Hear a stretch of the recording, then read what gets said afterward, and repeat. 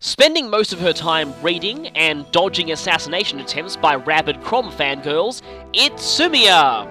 Sumia is the first Pegasus Knight to join in the game, and as such she has a very important role of being able to fly unimpeded over terrain, support other characters by pairing up with them to give them massive movement ranges, and just in general being very, very mobile.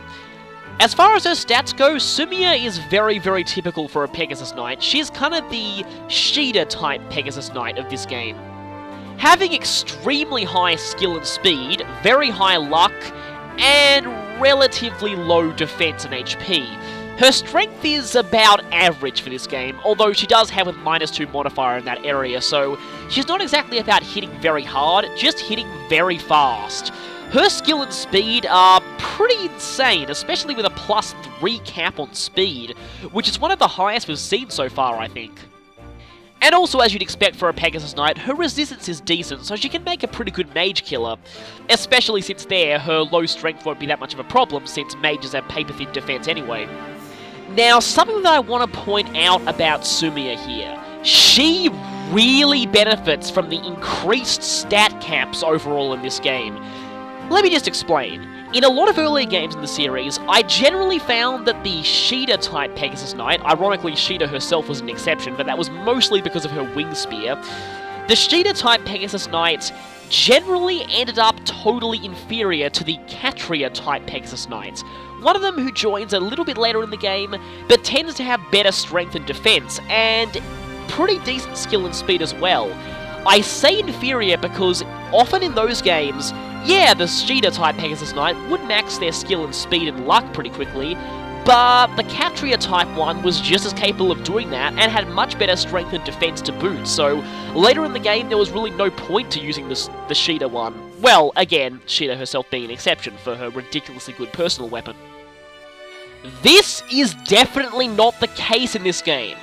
Due to the much higher stat caps overall, Sumia's skill and speed are going to end up going very, very high, much higher than any other Pegasus Knight could ever hope to reach, and because of that, she maintains her niche throughout the entire game. She will always be the Pegasus Knight with the best skill and speed. Pretty much, the other Pegasus Knight who'll be joining later in the game, yes, there is one in this game, will have better strength and defense than she does, but Sumia's speed will usually be 10 points higher at minimum most of the time, meaning that both Pegasus Knights are useful and unique in their own ways, unlike in earlier games where, again, I tended to find that the more strength and defense-oriented Pegasus Knight was usually better because, again, they were just as likely to max out skill and speed. Not the case here, so if you want a speedy Pegasus Knight, Sumia definitely fills that role. She is by far one of the best characters in the game at evasion, considering her incredibly high speed and luck stats. But again, low strength and defense caps mean that if she does get hit, it's going to hurt a lot, and she's not going to be hitting all that hard. And being a Pegasus Knight, be sure to keep her away from archers, especially since she does not have much in the way of skills that help mitigate the damage from arrows. You'll see right now. So here we have Sumia's class options. Of course, the class option that she mainly has is Pegasus Knight, which I may have discussed earlier, but it's got some pretty decent skills. Relief boosts, well, it gives you a bit of a heal, more than renewal, if there are no allies within a certain radius. Now, interestingly enough, this skill is actually very, very good on Sumia. As someone with massive mobility and the ability to fly much further ahead of the rest of the army, Pegasus Knights usually find themselves alone without allies near them most of the time, and as such will get the benefit of this skill quite often. Note that this does not count anyone you're paired up with, so yeah, even if Sumia's paired up with someone, she'll still gain the relief bonus for having no other allies within a 3-tile radius, so it's definitely appreciated, and it's a much better skill than you probably think it would be, especially for, again, a Pegasus Knight. But the Pegasus Knight class really shines with its other two class options. First we'll cover Falcon Knight. Now, as a Falcon Knight, Sumia will gain access to healing staves, which she'll actually do that better than the other Pegasus Knight we get in the game, mainly because she has a slightly better magic growth. However, Sumia will never be that good of a magic-using Pegasus Knight compared to characters who start out as mages. For example, Lissa. Lissa can reclass to Pegasus Knight and will in general do better damage with magic and heal more with staves due to her better magic growth overall. However, Lissa will not be hitting nearly as physically hard as Sumia will, so it's a trade-off. From Falconite, she'll also gain the Rally Speed skill. Now, if you take one glance at Sumia's skills here, you'll notice something. Sumia learns a lot of Rally skills. Rally Speed from Falconite, Rally Movement from Dark Flyer, Rally Defense from General, Rally Magic from Sage, and Rally Luck from Battle Cleric. And combined with the fact that Sumia naturally is very good at flying classes that have high mobility, Sumia makes a very good rally supporter. With a Pegasus Knight class, she'll be able to fly around and get to the places where she's needed and activate those rally skills to give a boost to the allies. So, Sumia, yeah, makes a very good rally user, so definitely consider those skills for her. Of course, if you want her to be more offensive, there's also Lance Fair, which gives +5 strength when using lances. Definitely good to have since Sumia has a minor strength modifier and not that high strength overall, so effectively it means she'll only have a, well, she'll have a +3 to strength cap rather than -2, basically, with the +5 strength. But, of course, you're probably more interested in Dark Flyer, with its ridiculously good skill Gale Force. I don't need to explain much about it, just that Gale Force is amazingly good for anyone who gets it. Now, Sumia learning this before she has children is not as big an issue as some other characters, because, spoilers, her child is female, so will always be able to learn the skill on her own naturally, so it's not that important that Sumia actually picks up Gale Force early. But you certainly want to have her pick it up at some point, because it's amazing. As for other class options, they're a little weird. Yep, for some strange reason, despite the fact that you'd probably think that it'd be the utter polar opposite to Pegasus Knight stat-wise, Sumia has access to the Armor Knight class branch. However, she's far from the best at this class stat-wise. When reclassed in this class, Sumia will only have a 40% defense growth, which is very, very bad by Armored class standards. The main point of going into this class is the skills it provides, and the fact that it'll give Sumia's defense a bit of a boost for when she reclasses back into Pegasus Knight. But even then, it's not that big a boost in defense overall. At least she'll still have good skill and speed in that class, but it's generally not worth it to actually keep using her as a general. She's much better off in other classes, but she certainly gets some useful skills from it, not so much from Armor Knight, but from General and Great Knight definitely. For General, she'll gain the Pervise skill, which has a chance of, and it activates based on the skill stat, which in Sumia's case means nearly all the time, and when it does, it halves the damage done by swords, axes, and lances. Now, annoyingly, this does not apply to bows, and Sumia really would have appreciated Aegis, because that would have halved damage from bows, but that is sadly not the case. Even still, this skill is very good because Sumia tends to have low defense anyway, so very helpful for softening the blows she ends up taking. Well, in the rare case that she actually does take a blow, because, yeah, she tends to dodge most of the time. Great Knight is also very useful, mainly for that Luna skill. Luna definitely helps with Sumia's low strength issues. An attack that ignores defense is one of her main ways of dealing decent damage, so Luna is highly recommended to give to her. Dual Guard Plus is alright, but with her low defense, Sumia doesn't exactly make the best user of the skill. The other class branch Sumia has access to is Cleric. Again, a bit of a weird option, seeing as while her magic growth is better than the other Pegasus Knight will be gaining later on, she's still not exactly the best as far as magic users go. Having only a 40% magic growth as a Sage, so that's really not that good for offense, and not so good for staff usage either. But it can give some decent skills, particularly Heal Touch from Cleric at level 10. Heal Touch will give a flat boost to any healing done by a healing staff. This is a very good class to pick up when you reclass Sumia back to Falconite so that she'll be able to heal more effectively there. She kind of needs the boost considering that her magic is not the best, so she won't actually be healing all that well without it. Tome Fair from Sage could kinda help as a Dark Flyer, but again, there are other characters who are better magically offensive as Dark Flyers, so I wouldn't really go that route with Sumia. Interestingly enough, the main option here that's the best is Battle Cleric, or War Cleric, I keep calling it by its Japanese name. Sumia will have a decent strength growth in this class, well at least better than most people who start off as clerics, and will have very good skill and speed as well, so she'll be able to make a fairly decent physical fighter in this class, again, more so than most people who start off as clerics. But the main benefit of this this class is its skills, mainly the Rally skill, which I discussed earlier, and Renewal. Renewal definitely helps as a constant source of HP healing. And it definitely combos very well with the Pairings skill from General, because taking less damage and then healing, it also stacks with Relief. Again, Japanese names. It also stacks with Relief, so combining those will give Sumia a surprising amount of staying power despite her low raw defense. Overall, Sumia has a lot of good options with her classes, but she's definitely best off as a Pegasus Knight or Falcon Knight. She makes a good rally supporter, and if you give her a lot of those recovery or defensive skills, she actually makes a surprisingly good tank sometimes. There's an interesting bit of trivia about Sumia's class options though. It's possible that in an earlier build of the game, they may have been different. In this screenshot, taken from a very early build of the game, you can see what is very clearly Sumia as a Cavalier. This could mean one of several things. Either she originally had that option, but it was taken out, and I think probably replaced with Armor Knight would be my guess, or this was from a really early build of the game where they were considering going with the system from the DS games of everyone being able to reclass into anything. That's possible too. Now, regarding the voice actors, this one took a while to realise because Sumia's voice actress actually goes uncredited in this game. Maybe she was afraid of the fangirls. Anyway, Sumia is voiced by Danielle Judovitz, I hope I pronounced that correctly.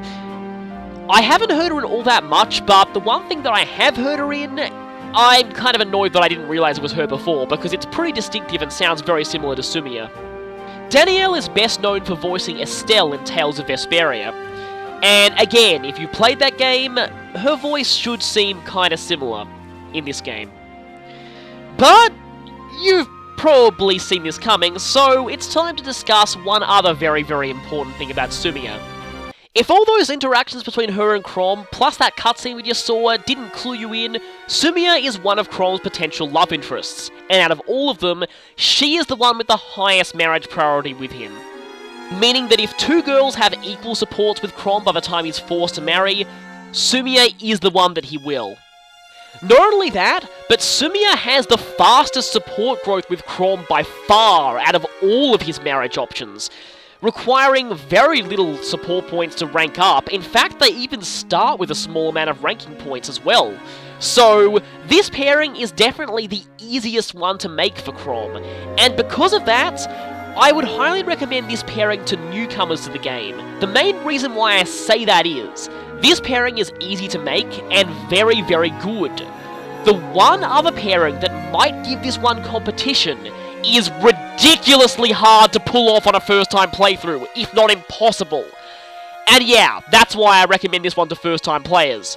It's very, very good, and doesn't require an enormous amount of insane hoop jumping like the other best Chrom pairing does.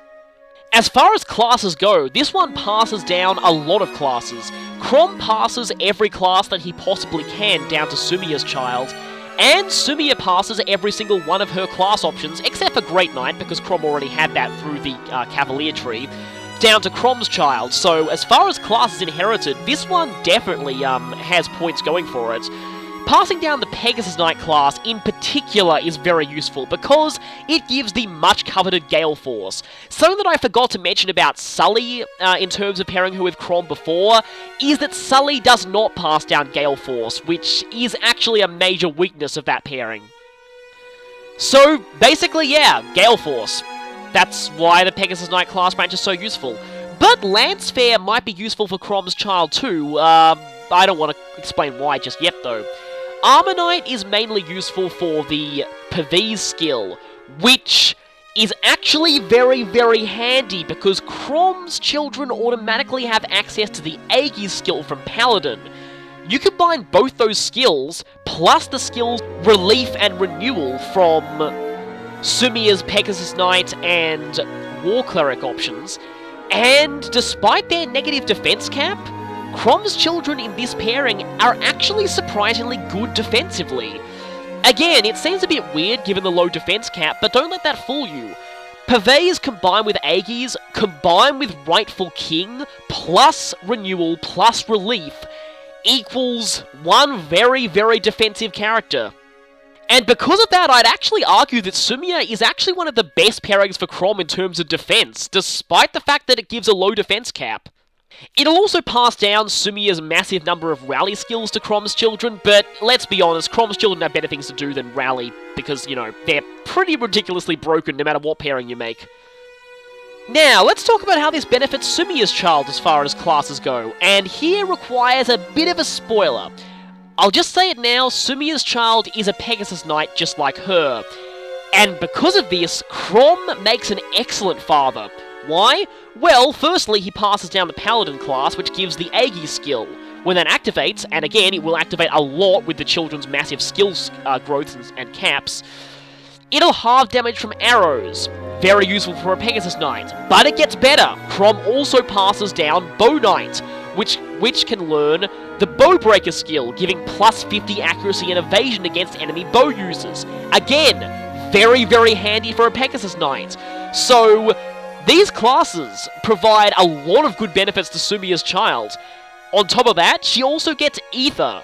And we all know how amazingly powerful Ether is. It definitely helps with the relatively low strength that Sumia's child might be having compared to some other Chrom pairings. And it pretty much decimates everything, so... yeah, class-wise, Chrom and Sumia is a very, very good pairing. Now we come to stat caps. As far as stat caps go, this pairing is all about speed. The Chrom and Sumia pairing passes down the best speed cap out of any of his options by far.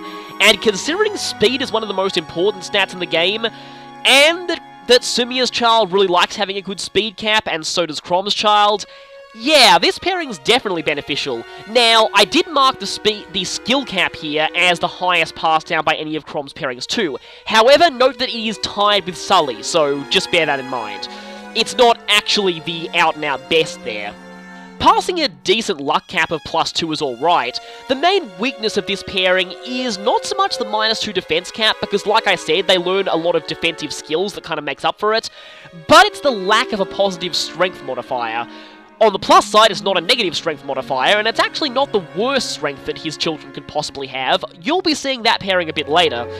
But it does mean that his children will be hitting a little less hard than they will in other pairings, and that's the main disadvantage of this one.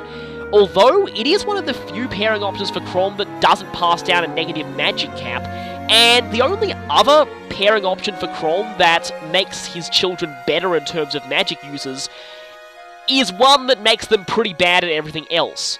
So, Sumia is probably one of the best pairings to make for Chrom if you want his children to be a good balance of both physical and magic users.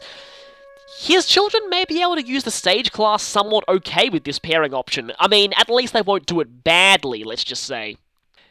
In summary, if you want Chrom's children to be as fast as they can possibly be, while still being surprisingly good defensively thanks to the skills they have access to, having Gale Force, and all coming from a pairing that's pretty easy to make, this pairing is definitely a good choice. Its only real weakness is that the children won't be hitting quite as hard as with other pairings. Overall, this is one of my favourite Chrom pairings. I still think it's one of the two that stand head and shoulders above the others. And the second one has a major issue in the fact that it's ridiculously hard to pull off. So if you don't want to go through that, this is definitely one of the best Chrom pairings to consider. One more important thing to add about Sumia and pairings, though, is that Sumia is actually very unique in this regard. Just like Chrom, she can't marry just anyone. Apart from him, there are only 4 other male characters that Sumia can actually marry, and that includes a male avatar, so if they're not present, only 3. Frederick is one of them, and the other 2 we haven't met yet, so I won't mention them. Why is this so important? Well, it means that Sumia is the only female character in the game who it's actually possible to miss out on recruiting their child permanently if all of her options end up married before she marries one of them. make sure this doesn't happen. But honestly, really, I see these restricted options as a sign that she and Chrom is meant to be canon, because no other female is restricted the way she is, so definitely a hint that she's meant to be special. But again, if you are pairing her with Chrom, make sure you keep one of those other guys available. Otherwise, yeah, no Sumia's child for you.